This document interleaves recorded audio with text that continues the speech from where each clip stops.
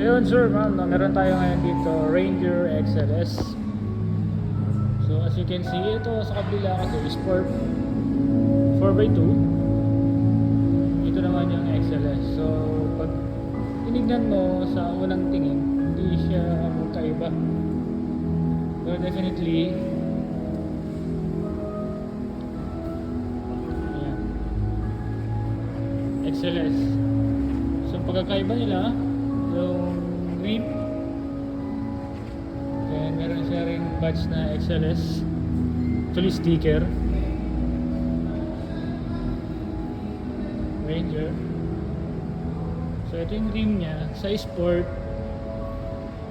4x2.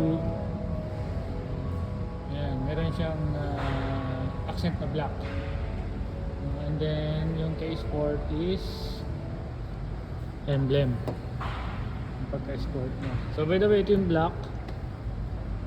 Meron siyang back camera. Then Sport walang sensor.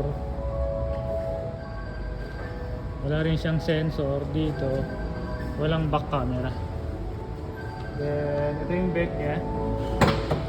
Wow, pabigat, no? Bigat ng bed niya.